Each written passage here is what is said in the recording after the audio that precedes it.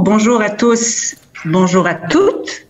Mon nom est Stéphanie Allard-Gomez, je suis la déléguée générale du Québec à Mexico et c'est avec grand plaisir que j'ai le privilège de démarrer cette table ronde organisée par le ministère des Relations internationales et de la francophonie du Québec sur le thème « La place du secteur privé pour une économie verte dans les Amériques ». Je tiens ici à remercier la Conférence de Montréal pour son invitation à aborder cette thématique régionale d'actualité qui est hautement stratégique.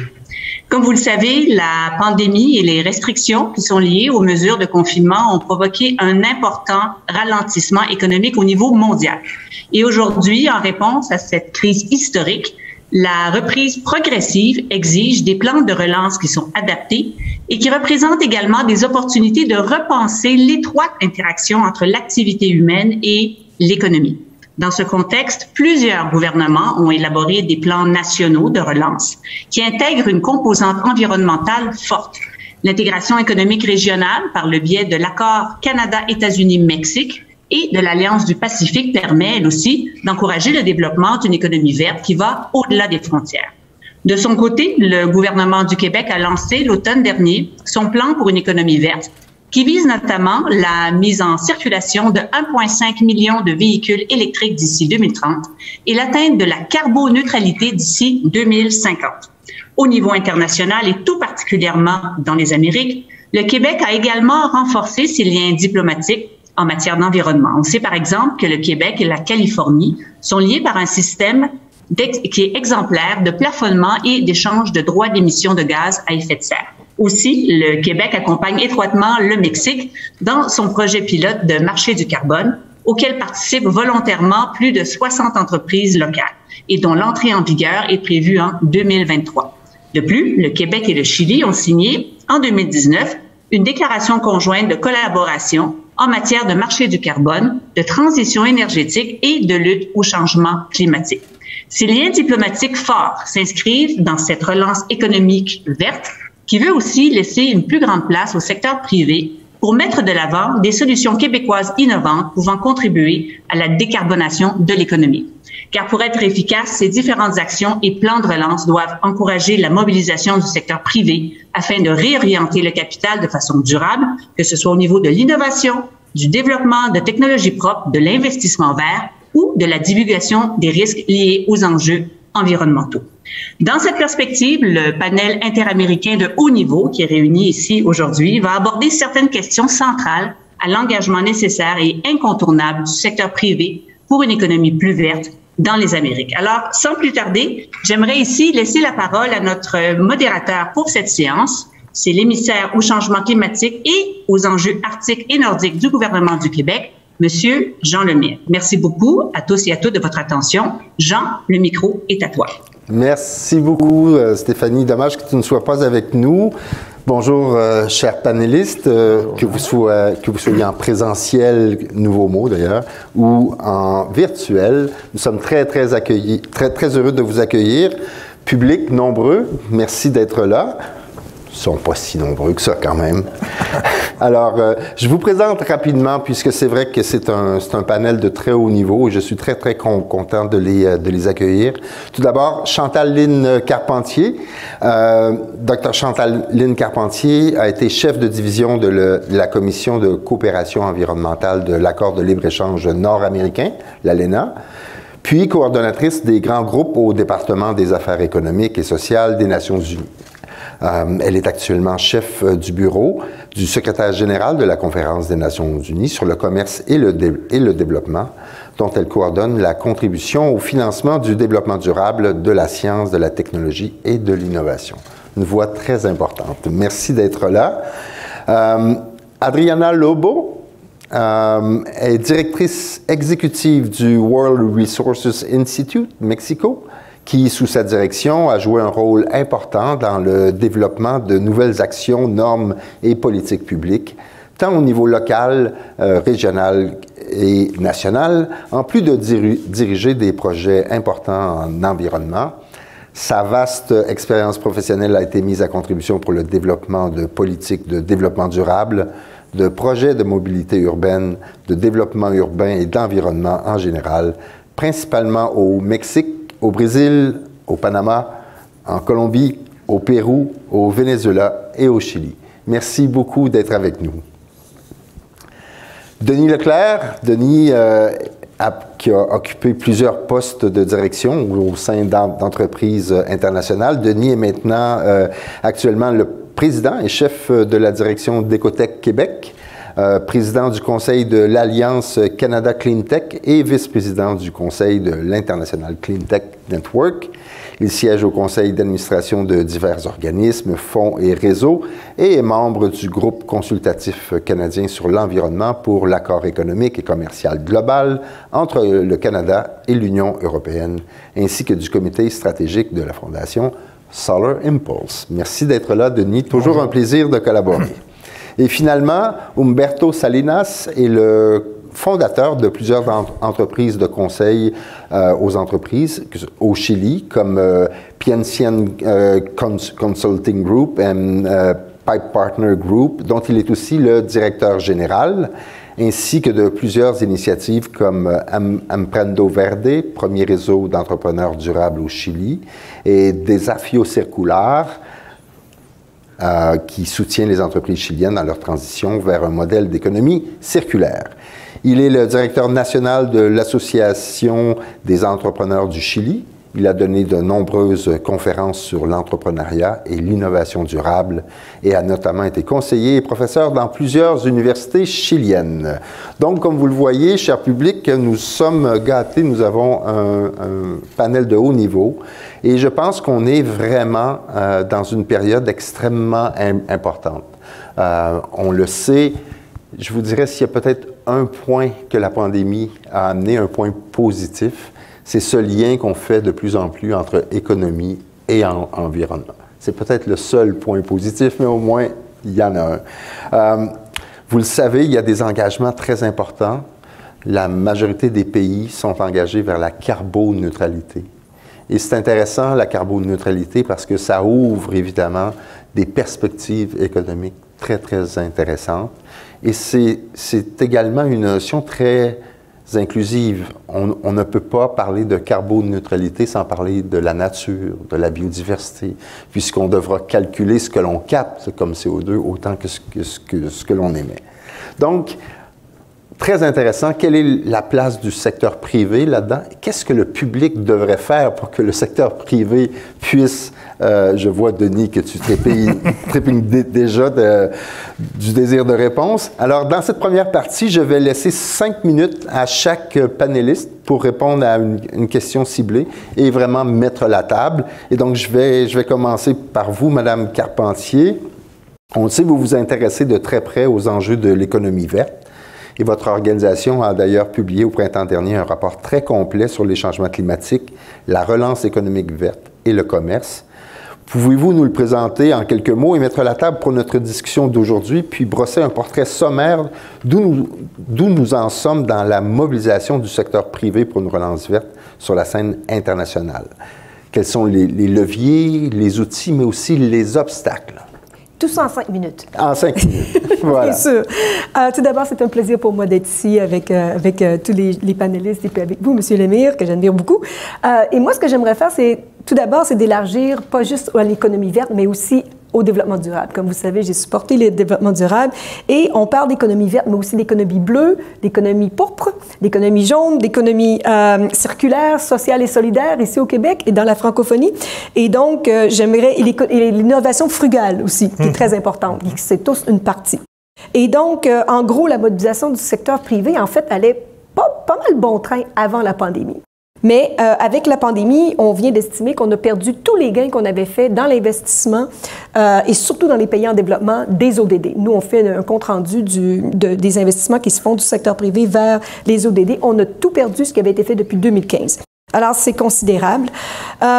Et le manque à gagner a doublé. Donc, on avait estimé, nous, le manque à gagner de 2500 milliards de dollars par année pour les pays en développement seulement. On est rendu à 4200 milliards de dollars par année maintenant pour atteindre les ODD d'ici 2030. Donc, on parle d'investissements significatifs que les gouvernements n'ont pas, que le secteur privé n'a pas nécessairement, que le secteur financier a, mais qui n'ont pas les bons incitatifs pour investir. Donc, c'est quelque chose que j'aimerais peut-être mettre de l'avant. Vous avez parlé de la crise et des liens entre l'environnement et l'économie.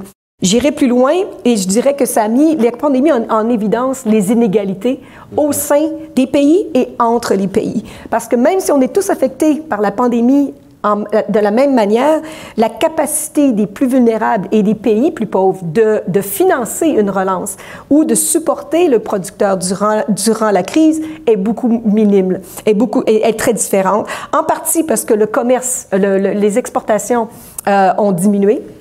Les investissements directs ont diminué. L'envoi d'argent des migrants vers le pays natal a diminué. Donc, toutes les sources de revenus des gouvernements ont diminué en même temps et ils doivent soutenir leur population en même temps. Et donc, on fait face à une crise planétaire comme on n'a jamais vu. 2008, c'est rien comparé à maintenant. Et la crise, c'est une crise des inégalités maintenant, mais aussi, comme le secrétaire général dit, c'est la crise pas juste des changements climatiques, mais aussi de la biodiversité et de la pollution. Et le problème qu'on voit, vous parlez d'obstacles, c'est que souvent, et le secteur financier et le secteur privé en général vont essayer de résoudre ces problèmes qui sont déjà complexes en silo, en s'adressant à un des problèmes. Mais vraiment, là où on veut, et j'ai bien hâte d'entendre notre collègue parler ici, si on veut vraiment avoir des innovations à des coûts qui sont abordables pour les populations, il va falloir qu'on adresse tout ça en même temps. Donc, l'avenir va dépendre de comment est-ce que les politiques que les gouvernements vont mettre en place dans nos pays, mais aussi les effets collatéraux des politiques que nous mettons en place dans les autres pays. On parle justement du carbone à la frontière. Nous, on a estimé qu'une telle politique dans la communauté européenne aurait très peu d'effets pour protéger les producteurs et un effet très néfaste pour les producteurs dans les pays en développement sur leur exportation. Donc, il faut vraiment faire attention quand on parle des programmes de relance, l'effet collatéraux sur les autres pays, qu'en principe, on essaie d'aider et d'amener avec nous. Et je vais vous donner un chiffre, parce qu'on parle de relance verte, mais il est important de savoir que des 3 000 milliards de dollars qui ont été mis de l'avant pour la relance, parce que les autres 14 milliards, c'était juste pour soutenir l'économie, il n'y a même pas 20 de ce montant-là qui sont vers l'économie verte. Et donc, nos gouvernements supportent encore des économies brunes ou du passé plutôt que l'économie verte. Maintenant, vous parlez du secteur privé, où est-ce qu'on était? Je vais rapidement dire qu'on a une nette augmentation. Dans à peu près 75 des entreprises, dans l'étude de PricewaterhouseCoopers en 2019, donc juste avant la crise, avaient publiquement mentionné les ODD, ce qui est beaucoup plus les objectifs de développement durable, qui est beaucoup plus que leurs précédents, qui étaient les objectifs du millénaire, où est-ce qu'il n'y avait que 2 compagnies qui faisaient une reddition de compte contre. Par contre, là où on trouve ce rapport sur les ODD, c'est dans la partie marketing, pas dans la partie de où est-ce qu'on peut tirer avantage des 12 000 milliards de dollars d'opportunités dans les investissements reliés aux ODD et beaucoup plus dans les changements climatiques ou dans les entreprises liées par les femmes. Donc, on a encore un problème. Il y a un côté positif où c'est beaucoup de plus en plus, ce faut être les présidents et les PDG qui vont en mentionner, mais une augmentation de 7 % seulement. Et donc, seulement 34 20 des PDG qui mentionnent les ODD dans leur compte rendu. Et pour terminer, les obstacles et leviers, ce qu'on voit, et là, ça va être le passage vers mon collègue ici, c'est qu'on a beaucoup d'innovations qu'on a vues durant la COVID, qui sont bottom-up, qui viennent de la base et qui sont pro-pauvres, mais on ne voit pas d'investissement pour supporter et amener à échelle ces innovations-là. Et souvent, ce que ça prend des partenariats entre pays, entre les secteurs, et avec le secteur financier, avec l'appui des banques de développement, avec les institutions financières internationales, pour amener ces innovations-là vers un niveau plus large. Donc, je reste ici pour l'instant. Il y a beaucoup d'éléments dans ce que vous dites, parce que vous parlez évidemment de l'élimination des silos, de partenariat, je pense que c'est le mot clé. qu'on retrouve beaucoup. On va y revenir parce que, évidemment, beaucoup d'obstacles. Changement de paradigme, est-ce qu'on est vraiment dans un changement de paradigme? Est-ce qu'il est illusoire? Est-ce qu'il va durer? Beaucoup de questions qu'on va se poser un peu plus tard, mais avant, j'aimerais passer la parole à Adriana Lobo, qui sera notre prochaine intervenante. Madame Lobo, vous avez visité le Québec en 2019 dans le cadre du programme d'invitation et d'accueil des personnalités étrangères en économie verte, ce qu'on appelle, nous, dans notre jargon, le PIAP, du ministère des Relations internationales et de la francophonie. Ça, c'est un beau lapsus. Ça, c'est vraiment un beau lapsus. À cette occasion, vous avez eu l'occasion d'échanger avec des acteurs importants des secteurs privés et publics au sujet de la mobilité durable, de l'entrepreneuriat vert, des véhicules électriques et de l'hydroélectricité. D'après vous, y a-t-il des initiatives et des projets dont vous avez été témoin et qui seraient d'intérêt à être appliqués au Mexique? Madame Lobo, la parole est à vous. Buenas tardes a todos. Muchísimas gracias por la invitación. Un gusto estar con ustedes. Stephanie, gusto también estar con Denis, que nos recibió cuando estuvimos por allá. Quisiera un poco empezar en secuencia a mi antecesora, sí comentando un poco sobre el desafío común que tenemos todos y que se viene refrendando de manera cada vez más fuerte con el informe que sacó la comisión, la UNFCCC, en términos de cómo vamos con cambio climático, lo que nos pone en un escenario de tener que redoblar esfuerzos. Y también con una crisis de biodiversidad muy importante. En ese marco, todavía se hace más significativo la visita y también la necesidad de colaborar y hacer frente a esos desafíos que no solo eran los que teníamos hace ya 2 años y medio que tuvimos el gusto de ir a Quebec, sino que con la pandemia decimos que todavía se colocó un lente de aumento sobre los temas que tenemos en común y principalmente el tema de la inequidad, ¿no? Por un lado, vimos que al crecer la riqueza de las 10 personas más ricas del mundo en más de $500 billones, mientras, por ejemplo, solo en México tenemos 9.8 millones de nuevos pobres. Entonces, el tema de cómo colocar la economía verde y más inclusivo no solo es central, sino que sigue cada vez más central. Y en ese aspecto tuvimos 3 temas que estuvimos discutiendo mientras estuvimos en Quebec, que quisiera recuperar y donde vemos grandes posibilidades de colaboración. Uno es el tema de las ciudades inteligentes, que sería realmente temas como la cooperación, la calidad de servicio, el tema de la escucha de la ciudadanía, siempre con mucho uso de tecnología. Creemos que mucho de lo que se está desarrollando, de lo que se está viendo y de lo que fuimos capaces de observar, inclusive la manera de relacionar sector privado, la academia y los gobiernos, tienen una gran función y muchos de esos descubrimientos y la forma de utilizarlos en la ciudad, tanto en el acceso a comida, en movilidad y en salud, son temas que se hicieron todavía más fundamentales. De hecho, si uno ve exactamente a estas personas, los que más recibieron recursos durante el proceso de la pandemia, que exactamente tiene que ver con Amazon y toda la parte de distribución, con el uso más integral de la tecnología,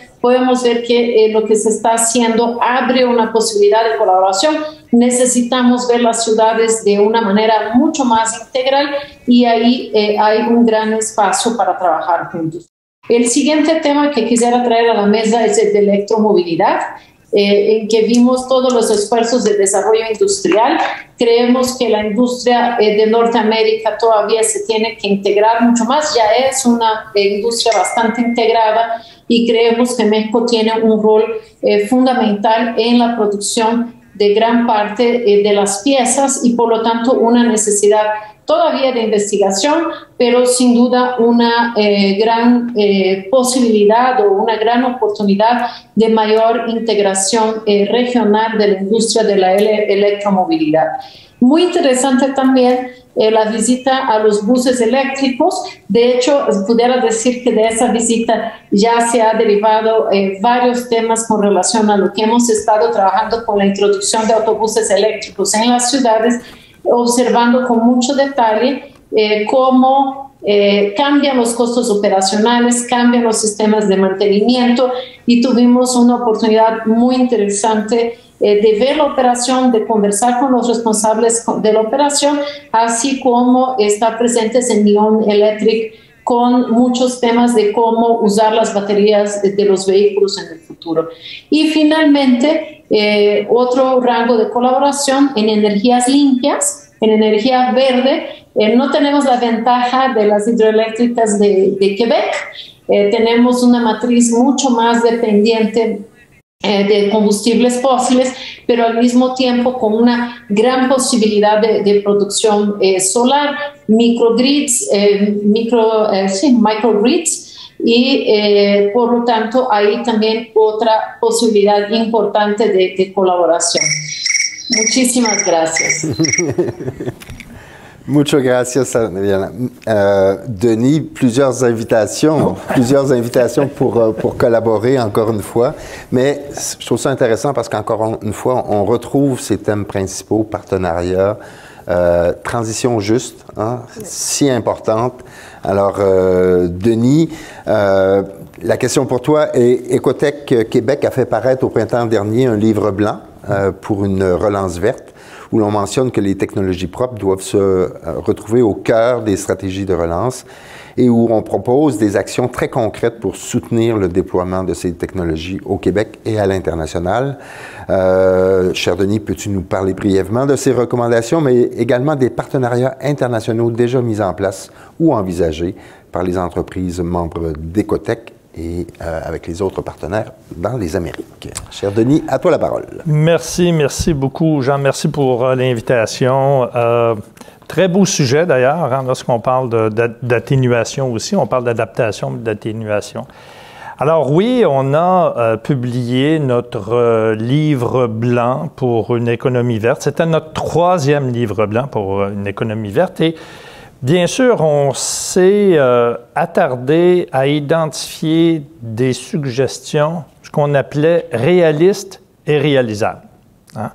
Alors, c'était important de non pas penser à d'énormes modifications au niveau de notre économie ou des investissements majeurs, parce qu'on voit très bien que la majorité des budgets s'en vont au niveau de la santé puis de la pandémie. Alors, on s'est dit vraiment concrètement, qu'est-ce que ça serait pour avoir des résultats concrets à court terme.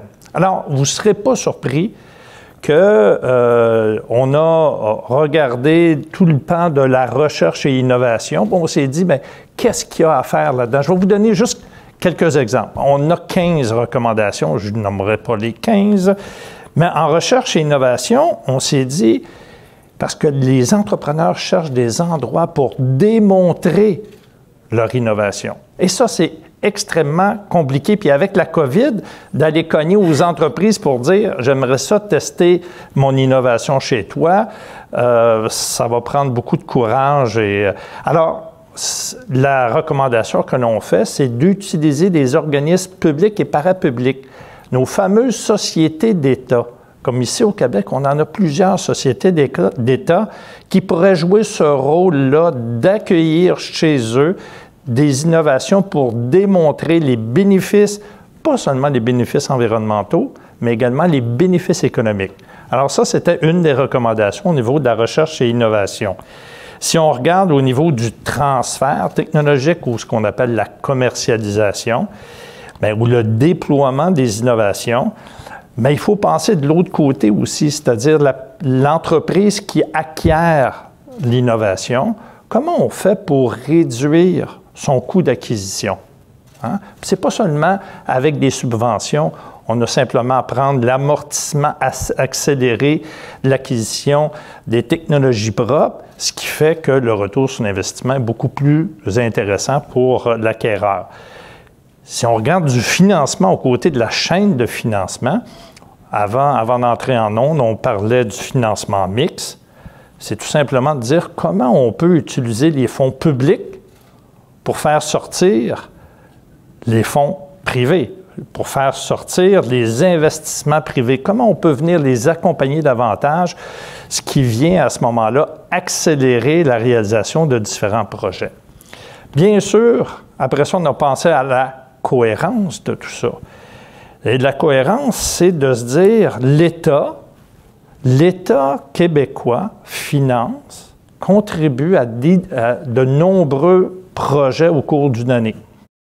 Il y a beaucoup de programmes qui aident les entreprises québécoises. Bien, à ce moment-là, on devrait exiger de ces entreprises-là qu'elles nous démontrent quels sont les efforts qu'elles font pour réduire leur impact sur l'environnement, réduire également les émissions de gaz à effet de serre. Alors, c'est la divulgation également, pas seulement du risque, mais de leurs efforts concrets. Et ça permettrait aux entreprises en technologie propre de créer ce maillage-là tellement important pour accélérer l'adoption de technologies propres. Alors, c'est pour ça que c'était vraiment des solutions réalistes et réalisables. Là, tu vas me dire, Jean, oui, mais là, vous parlez juste du Québec, il faut regarder à l'extérieur du Québec, bien sûr. Comment fait-on pour développer des partenariats, des collaborations? Les entreprises, durant le temps de la COVID, là, c'était pas facile. Ça l'est encore pas facile au niveau de l'exportation.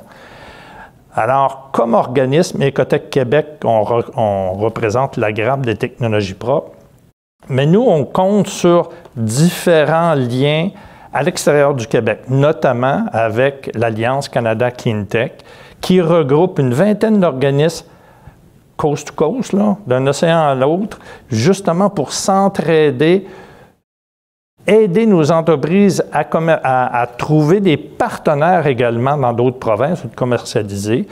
Même chose avec International Cleantech Network, qui est un réseau de grappes de technologies propres comme nous, mais d'un réseau de grappes qui proviennent de 17 pays, dont l'Argentine récemment.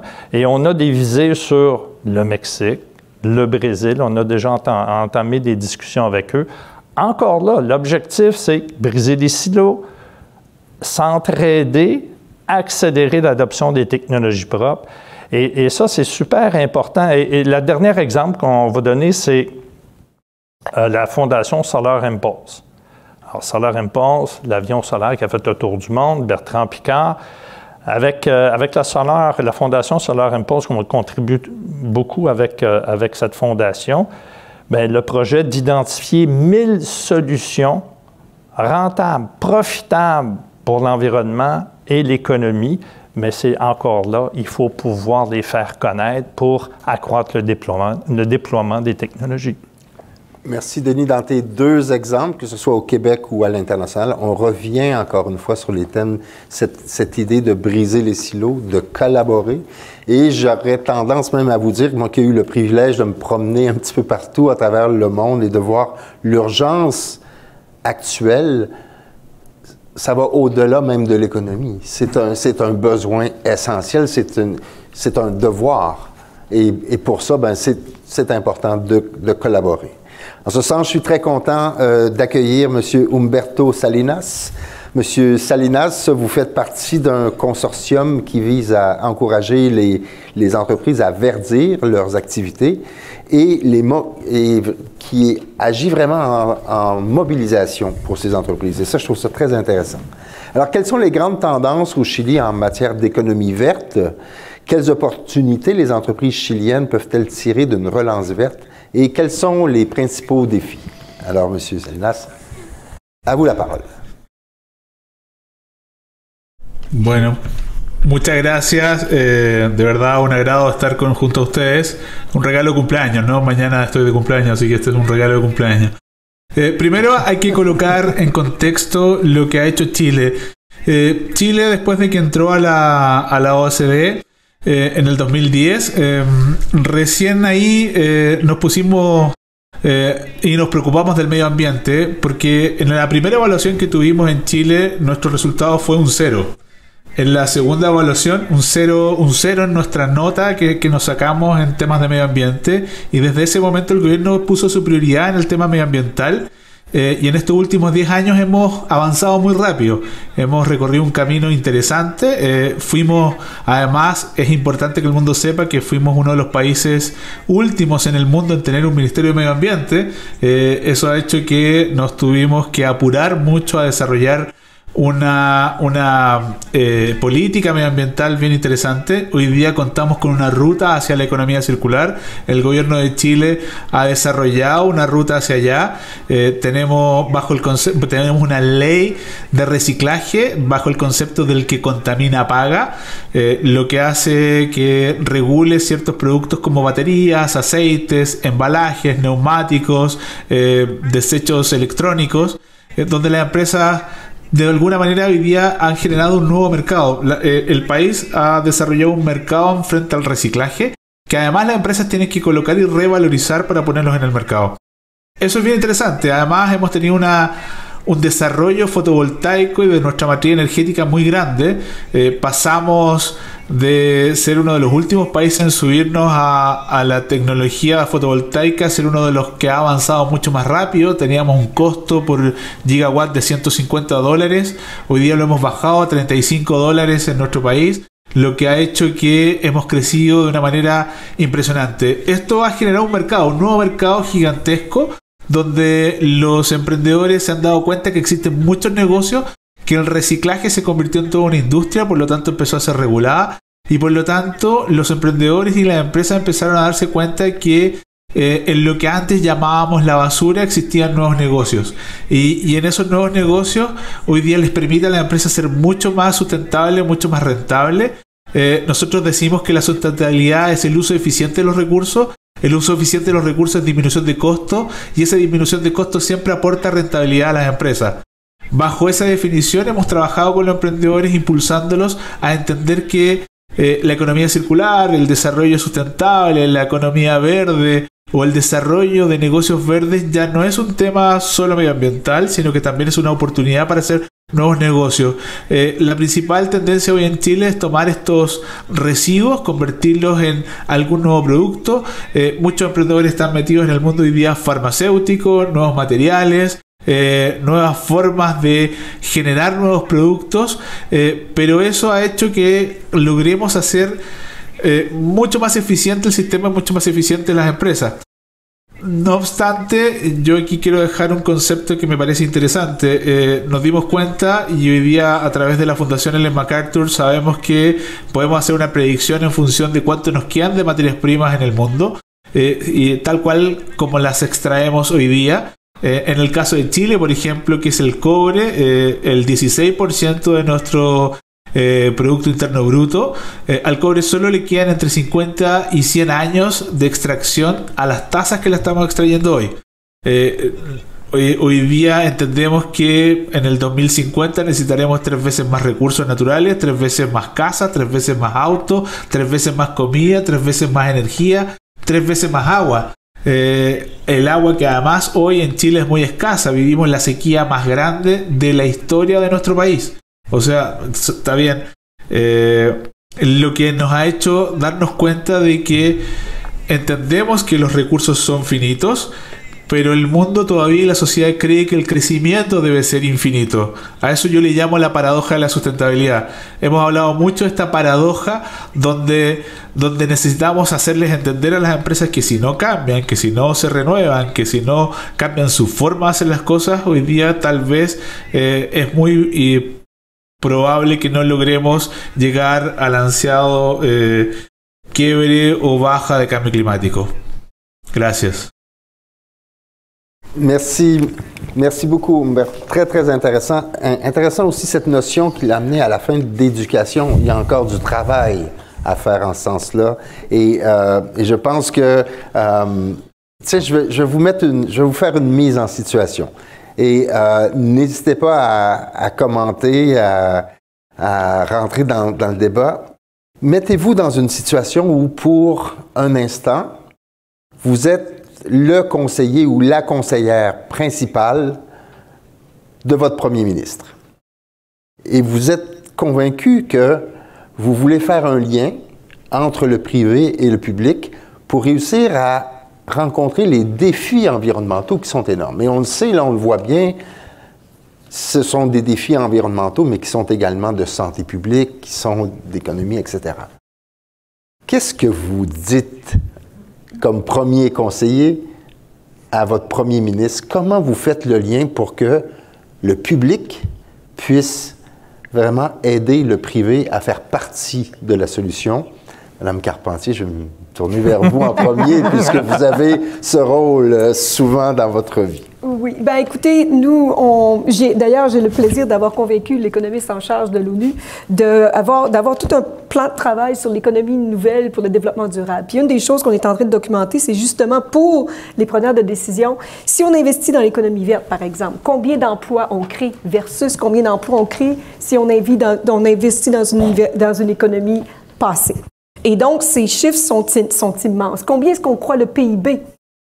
Si on investit dans la relance verte versus si on investit dans une relance du passé. Là, les chiffres, c'est 1,8 versus 0,4 Tous nos décideurs, nos preneurs de décision veulent voir le produit national brut augmenter. Donc, ça, c'est toujours un bon argument. Un autre argument, c'est si on investit, vous êtes producteur vous-même, si on investit dans les nature-based solutions, les solutions basées sur la nature, on a un effet multiplicateur sur l'économie qui est 7 fois plus large que dans les autres économies. Donc, pourquoi ne pas... Et ça, on peut faire de l'atténuation et en même temps que de l'adaptation dans ce sens-là. Et on atteint donc check. En plus de créer des emplois. Une petite chance à nos traducteurs, oui. Hein? Oh, oui, je parle je parle un petit peu vite des fois. Et l'autre chose, c'est qu'il faut investir dans les petites moyennes entreprises. C'est elles qui ont été le plus affectées par la pandémie, à cause qu'ils sont dans des secteurs souvent qui sont plus affectés par le lockdown. Le confinement. Le confinement, merci. Et surtout celles qui sont menées et propriétaires par des femmes qui ont été beaucoup plus, parce qu'à cause de leur plus grande difficulté à avoir du financement. Et donc, moi, je dirais, si tu veux avoir une relance économique qui va être à court terme, voici les arguments. Pour commencer. Très bien. Est-ce que, Adriana, si on vous dit, vous êtes près du premier ministre et vous voulez donner un bon conseil, quel est ce conseil, Adriana? Bueno, consideramos, WRI ha hecho hace algunos años ya un informe en que se habla de la nueva economía climática. Nosotros antes siempre pensábamos que combatir el cambio climático iba a ser un tema de mucha restricción y sin embargo poco a poco lo que estamos viendo es que en verdad también existen oportunidades económicas muy importantes, como lo que comentó Humberto. También hay posibilidades en lo que antes se consideraba como un residuo que hoy se puede reciclar y crea oportunidad. Como estaba comentando la señora, también tenemos muy claramente el tema de cómo invertir en el campo. En verdad, las visiones de largo plazo económicas de cómo crear un uso del suelo mucho más eficiente, mucho más efectivo, en términos de cómo utilizar el suelo agrícola, el suelo para la ganadería, tiene grandes oportunidades de protección o de tener espacios de restauración. Por el otro lado, las ciudades, tanto en electromovilidad, en la eficiencia energética de sus edificaciones, tienen no solo grandes oportunidades de proteger y bajar las emisiones de gases de efecto invernadero, sino realmente crear nuevos empleos y empleos de mejor calidad, lo que es muy importante. Y finalmente el sector energético, con la posibilidad y la necesidad de transformar la matriz, principalmente en países en que existe mayor dependencia con los combustibles fósiles, pero con también mucho potencial para viento o para el uso del wind, o sea, perdón, la mezcla, pero también de la solar, como es el caso de México y de Norteamérica. Entonces, si vemos en esa nueva economía hay muchas oportunidades, en el desarrollo tecnológico está la mayor de las oportunidades y por lo tanto estar listos es fundamental. Muchas gracias. Merci, Adriana. Très bon point. Denis Leclerc, c'est comme si j'ai souvent l'impression qu'on a les solutions, mais qu'on ne les applique pas. On a l'impression que tout est là, mais je ne sais pas pourquoi. Je sais pourquoi, mais je vous le dirai pas. On a souvent l'impression qu'on ne les applique pas. Alors, Denis, tu es assis à la table du premier ministre.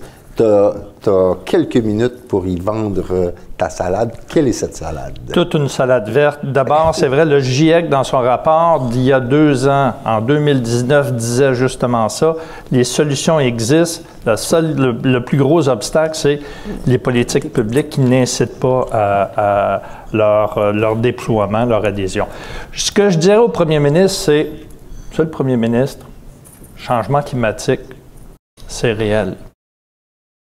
Mais maintenant, il faut faire en sorte que certains climats changent positivement. Il faut le regarder d'un autre angle. Il faut changer certains climats. Il faut améliorer le climat d'affaires, le climat d'investissement, le climat social et même son propre climat politique. Puis il faut les changer de façon telle que ça va transformer notre économie pour qu'elle soit plus verte, plus prospère, plus inclusive. Maintenant, je m'attends à avoir la question, oui, mais comment on va faire ça? Hein? Bien sûr. Il faut montrer l'exemple. Le public, le secteur public devrait montrer l'exemple pour le privé. Le gouvernement a toutes sortes d'opérations un peu partout. Les sociétés d'État également, les organismes publics, parapublics. C'est à elles, ces organismes-là, ou c'est à eux, pardon, organismes publics, parapublics, de nous montrer comment on fait ça. Montrons l'exemple. Montrons l'exemple pour l'approvisionnement plus éco-responsable. Si on le demande au secteur privé, c'est plus facile quand tu montres que tu le fais déjà, là, tu peux dire « fais comme nous ». Alors, ça serait ma suggestion. Bon, c'est un début. C'est un début. Je ne dis pas que c'est une solution, mais c'est un début. Umberto, peut-être là-dessus, 5 minutes avec un décideur. Qu'est-ce qu'on dit? Qu'est-ce qu'on fait? Lo primero que yo le diría es, o somos circulares, o somos sustentables, o no seremos. Y eso es importante entender porque creo que ese es el camino. Segundo, comentarle rápidamente que el PNUMA ya en el 2010 anunció que las economías verdes crecen un 30% más rápido que las economías grises oscuras o negras como las que tiene Latinoamérica todavía. Entonces es importante que en una reactivación económica nos preocupemos de la sustentabilidad. La sustentabilidad pareciera ser el futuro de los nuevos negocios, el futuro de la reactivación económica, el futuro de lo que podemos hacer. Hoy día entendemos que una acción sustentable puede ser parte del core del negocio, puede ser parte del desarrollo de ese negocio y podemos tener empresas que aporten mucho más a la sociedad. Junto con eso, las políticas deben ser mucho más amplias. Hoy día tal vez debamos regular muchos más subsidios a empresas que se declaren como sustentables o verdes y parten desde ahí. Ojalá puedan tener acceso a créditos mucho más baratos. Ojalá puedan ser preferidas o tener preferencia cuando acceden a la banca, cuando acceden a inversiones, cuando acceden al desarrollo y al crecimiento de esas empresas. Creo que es importante entender que hoy día la sustentabilidad es lo que tenemos que desarrollar. Es la forma que tenemos hoy día de salir de esta crisis económica que hoy día nos consume por la pandemia. Yo quiero solo poner un dato. A Chile le costó casi 6 o 7 años salir de la crisis subprime en el 2008. Hoy día esta crisis es mucho más profunda, es casi el doble de la crisis subprime del 2008. No sé cuántos años nos va a costar salir. Lo que sí sé es que ya nuestras estadísticas dicen que casi más de 40.000 empresas en Chile han dejado de existir producto de esta pandemia. Por lo tanto, la sustentabilidad hoy día aporta rentabilidad a las empresas, disminuye los costos de las empresas, les permite llegar a nuevos mercados, por lo tanto les permite hacer nuevos negocios. Pareciera ser que tiene todo lo bueno para poder desarrollar y salir de esta crisis económica. Que tu vas garder ton poste comme premier conseiller sans problème. Chantaline, c'est important ce qu'il a dit aussi parce qu'il y a toute la notion, je dirais, de transition juste. Et on n'en a pas parlé beaucoup et j'aimerais ça qu'on en parle parce que Mark Carney disait qu'avec cette direction vers une carboneutralité, on est probablement dans une période les plus prospères au niveau économique. Il va s'en créer de l'emploi, ça va aller vite. Donc, ça devrait rassurer nos différents premiers ministres qui, évidemment, veulent créer de l'emploi. Ça, c'est une bonne chose. Mais ce sera important de ne laisser personne derrière. Et ça, je pense que c'est une notion fondamentale qui est très inclusive. Et donc, qu'est-ce que vous croyez qui sera la clé dans ce changement, dans cette transition? Ben, premièrement, c'est sûr qu'en travaillant à la CNUSED, où est-ce qu'on travaille sur le commerce et le développement, il est important que les accords de libre-échange soient aussi supportés. Il a vu que les gouvernements supportent les politiques nationales, mais les politiques internationales doivent aussi supporter. Et souvent, ce qu'on voit, c'est que dans ces accords-là, ça ne supporte pas nécessairement les emplois, les payes décentes, ou l'environnement. Et donc, une réforme à ce moment-là est importante. Mais aussi, et Denis l'a mentionné en passant tout à l'heure, la conditionnalité. Donc, on va supporter tel secteur, on va supporter dans la relance à condition que quoi?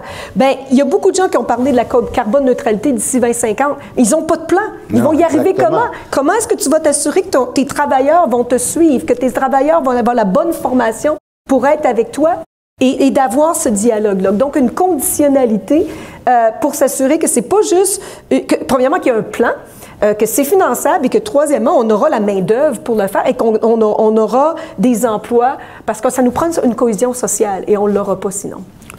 Très, très bon point. Denis, peut-être pour ajouter là-dessus. Oui, mais je suis d'accord avec Chantal parce que ça va prendre des emplois de qualité. Appelons ça des emplois de qualité là-dedans. Puis, évidemment, toute la transition, ça prend déjà le mot transition, hein, ça implique des années, ça implique formation également, mais tout le milieu, moi j'appelle ça le milieu de vie aussi. Hein. Il faut être inclusif au niveau de son milieu de vie parce que de l'autre côté, le niveau de vie, ça va être plus économique. Oui, on va avoir des emplois de qualité. Oui, ça, on devrait viser à avoir des emplois de plus de qualité pour atteindre quoi? Mais une meilleure qualité de vie, santé publique, environnement. Alors, vous voyez, là, un ne va pas sans l'autre. Mais tu sais, quand on regarde ça, au final, si tout fonctionne, on s'en va vers quelque chose de meilleur. Oui. Hein, une qualité de vie qui sera supérieure, dans la mesure, encore une fois, où on réalise bien cette transition juste et qu'on ne laisse personne derrière. Et que, comme disait Umberto, les grandes banques embarquent et il y a du financement pour faire un nouveau projet de société qui sera sur des valeurs sociétales vraiment plus directes. Peut-être, Adriana, un petit mot sur cette transition juste. Sí, creo que es muy importante primero admitir que el modelo actual, la verdad, tiene muchos años aumentando la desigualdad en América Latina, ¿no? Y cuando vemos cualquier crisis, en verdad hemos visto mayor profundización. Entonces tenemos que hacer algo que sea diferente, no podemos seguir haciendo lo mismo y esperar resultados muy diferentes. Tenemos, aunque pareciera difícil, pero tenemos que hablar de redistribución, o sea, esa economía, porque la economía ha aumentado, de pronto no a la tasa necesaria, pero sí necesitamos hablar de redistribución en lo fiscal, En la infraestructura, que es muy importante, creo que quedó muy visto que la infraestructura de salud, por ejemplo, entre ricos y pobres, da atención muy diferente en América Latina, pero también la de agua, también la sanitaria.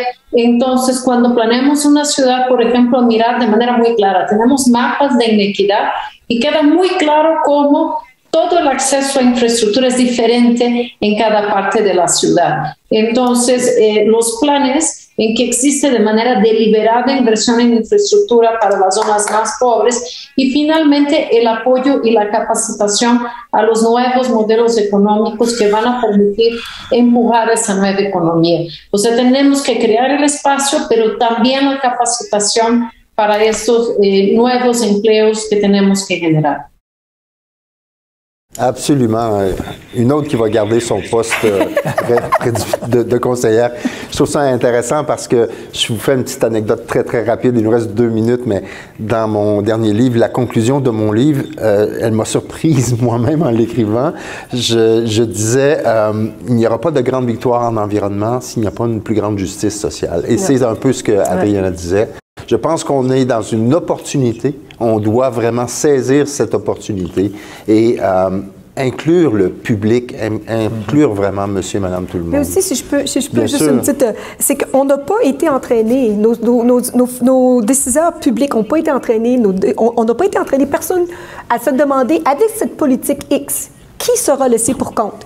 Et si on se posait juste la question à chaque fois qu'on met de l'avant une politique, on éviterait beaucoup des problèmes dans lesquels on est présentement. Mais on ne se la pose pas, cette question. Absolument. On est devant, je pense, un consensus au niveau de notre panel. Les solutions sont là. Rapidement, parce qu'il nous reste 1 minute, en 15 secondes, quelle est la meilleure solution pour appliquer tout ça? Denis, rapidement.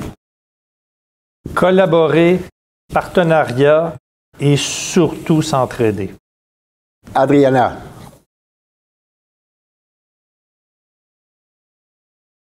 Creo que es muy importante tener muy claras las metas y buscar colaboración, así como comenta Denis. Creo que en la colaboración sí, sin duda está la solución.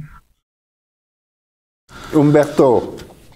Lo mismo, creo que colaboración es la clave. Hoy día tenemos a todos los países de Latinoamérica haciendo rutas de economía circular, pero no la estamos conectando entre ellos y entendemos que eso va a ser la diferencia cuando entendamos que podemos hacer trabajo juntos y mejorar nuestra calidad de vida juntos. Gracias. Chantaline, le mot de la fin. Standardisation des mesures, des impacts sociaux, environnementaux et économiques de nos politiques, de nos pratiques pour qu'on fasse en sorte qu'on mesure et qu'on les charge à l'économie et changer notre produit national brut parce que pour l'instant, si on pollue, ben ça augmente le PIB et donc il faut le réviser aussi. Merci beaucoup. Merci à tous nos panélistes. Ça a été vraiment formidable. Il faut remettre ça. Il faut absolument remettre ça parce qu'on était sur le point de changer le monde, là. Alors, encore une fois, merci beaucoup. Merci au public à la maison. Merci au public ici. À bientôt. Merci. Wow.